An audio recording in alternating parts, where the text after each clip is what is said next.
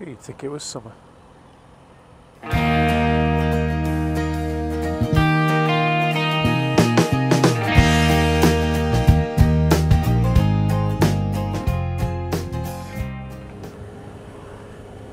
Good afternoon everybody, Calm Biker here. Just on a quick trip to the bike shop. See what they've got in the way of all weather gear. Hoping I can find something that's waterproof and removable liner and jacket and trousers to match and what have you. Because I've tried without success to get leather trousers. I'm just the wrong shape for them.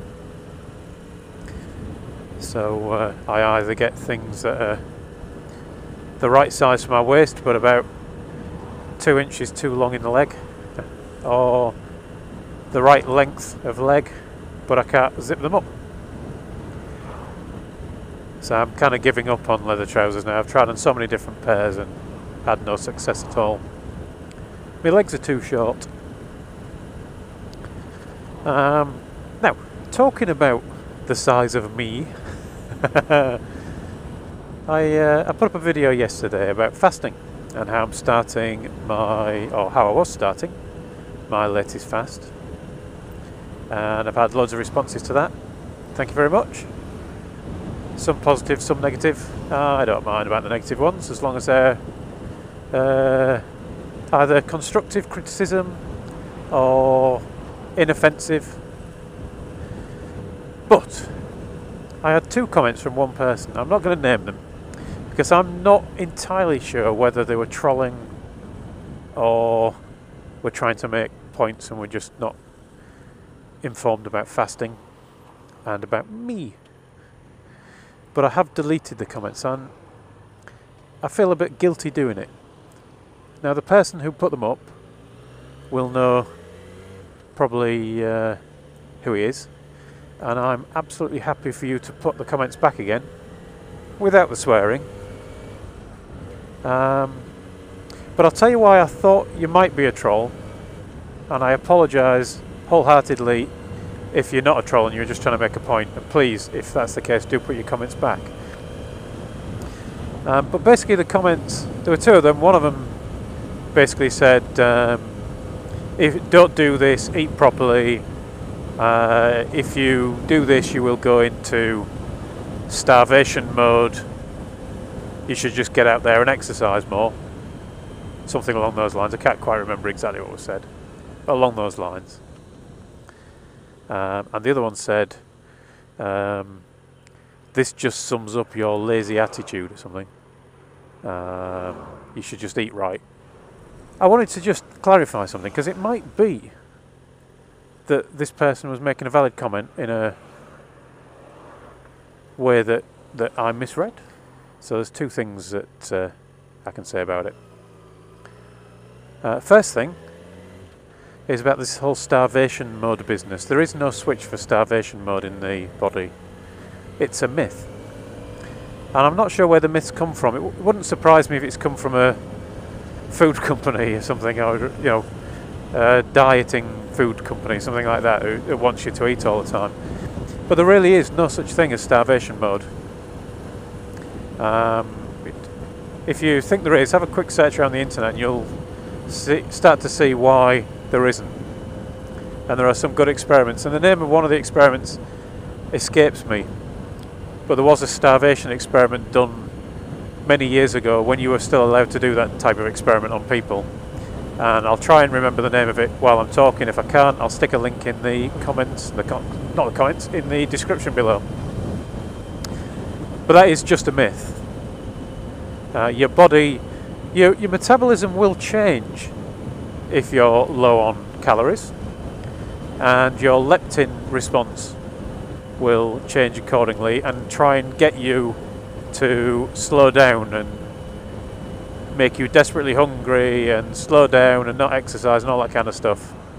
And I've talked about that before in my sugar video about the leptin response.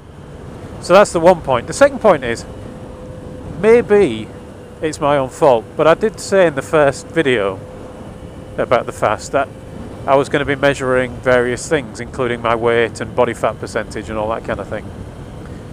And I said I may or may not tell you what those numbers are. And maybe that gave the wrong impression. Maybe that made you think, or some people think, that the reason I'm doing this is because I'm overweight and I want to lose weight. And that couldn't be further from the truth. I'm not overweight at all. I'm 5'9" tall. On day one I weighed 11 stone 12, which is a BMI of 23 point something, I think. It's in the normal range. This is day 2, I now weigh 11 stone 10, I have actually lost 2 pounds. Probably mainly water. So I'm still within the normal range. If anything, I don't want to lose too much weight because I don't want to go underweight. Or if I go underweight, I don't want to go underweight for a very short period of time. So if I drop below kind of a BMI of 19 or so, then I will stop the fast immediately, because that's not what this is about at all. And you know, some people use fasting as a way of losing weight, but I'm using it as a way of improving my health. So, as quite a few people know, I'm type 2 diabetic, something which the media would have you believe is caused by being obese. As I've already said, I'm not obese, I'm within the normal range. I will find that my blood glucose varies. I mean, it varies hour by hour, as everybody's does, and it varies after eating and all that kind of thing. But my fasting blood glucose, that's the blood glucose in the morning, when you haven't eaten in maybe 8 or 9 hours, will vary. And I like to keep it in the normal range. And on day 1, my fasting blood glucose was 5.5, which is right at the top end of what's considered normal. It's actually very low for a diabetic. It's what, if you're in the Americas, or you're using the American system, it's 99 is 5.5, and Americans say that the top end of normal is 100. So it's not that I'm going way out, but I like it to be a little bit lower than that if I can. I like it to be in the middle of the normal range, which is kind of 4.5 to 5-ish, maybe a little bit lower than that, but the way I test my blood glucose makes it look a bit higher than it is, because all the normals are based on where you get the blood from. It's all very technical, but there's venous blood glucose, which is where you take blood out of a vein in your arm, and then there's capillary blood glucose, which is where you take blood out of a capillary, usually in your fingertip. Until your fingertips are so full of holes, you start looking for other areas where you can get blood from capillaries. So mine isn't particularly high at the minute, but it's at that high end. But apart from all that, fasting I think is misunderstood, because people think it's just about losing weight or a religious thing, and neither is true in my case. It just makes you feel good. You just feel better. Even a one-day fast will make you more mentally alert, will make you feel fitter generally, and just be happier. Now, one-day fasts are not the best for that, depending on what your diet is. If you're a sort of person who eats high carb, you actually find a one-day fast will probably give you headaches as you come off the carbohydrates, because your body craves them. If you're like me and you eat mainly what we call a ketogenic diet, where your body is not running off glucose or sugars for energy, it's running off fat, then you don't really get those withdrawal symptoms as much. So I'm now, I started kind of yesterday, well, I suppose I could say I started yesterday at midnight really, so I'm kind of 36 hours into the fast now. I ate about 580 calories yesterday. So far today I've had 9 calories because I had an espresso for my breakfast, and then I've been drinking water all morning. I'm saving my calories for this evening because Mrs. Calms promised me a nice Italian style dish where we make spaghetti but using courgette. I think somebody said to me yesterday it was called zoodles. So instead of noodles, it's zoodles, because the Americans call courgette zucchini. and you shred it and give it a little tickle in hot water just to soften it up a bit, and then you have it with your sauces and your meatballs if you eat meat, or vegetarian meatballs if you meat. So Mrs. Cam's promised me something nice for tea, so I'm saving me calories for that. I'm hoping by then I'll probably have 500 calories left to play with, maybe even a few nuts after tea.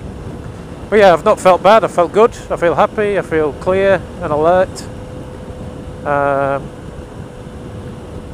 not tired, I don't feel hungry, I've not had a single hunger pang yet. Yesterday evening I had the habitual wanting to eat, because I usually have a bit of supper. If you've seen us on the Hangouts, you'll see I have a few cheese biscuits, or a bit of cheese, or some nuts or something like that, usually about 9 o'clock. That's a bit of supper, and I wanted to eat something, but I wasn't actually hungry. I had no hunger pains or anything like that. It was purely psychological because I'm so used to having a supper. But absolutely no adverse effects so far. As I say, my weight's down a couple of pounds. I'm going to have to keep an eye on that. My blood glucose was at 5.3 this morning, whereas at 5.5 yesterday, but 2 measurements don't make a study. Blood pressure was normal this morning. Body fat percentage is running about 22% or something, which is a bit higher than I'd like it to be. But it's in the normal range. So I just thought I'd let you know about that. I say, if that chap would like to post his comments again after enabling replies, I don't know if I mentioned that, but he's turned off the ability to reply, so I couldn't reply and say, here's what I think to that comment, which would have been pretty much what I've said now. And I couldn't send a message to him either, because he's set it up so that he can only receive messages from his friends. So if you want to enable replies and post your comment again, or if you want to post your comment again without enabling replies, knowing obviously I won't be able to reply to it, and without the swearing and the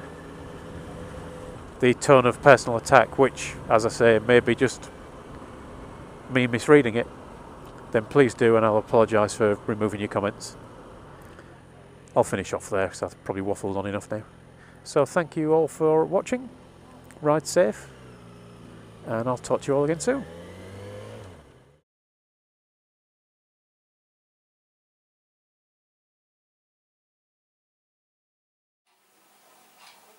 Espresso, 9 calories.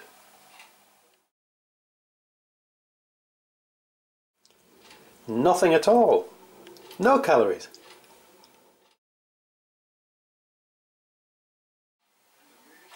That's corn bolognese with courgette spaghetti. 273 calories.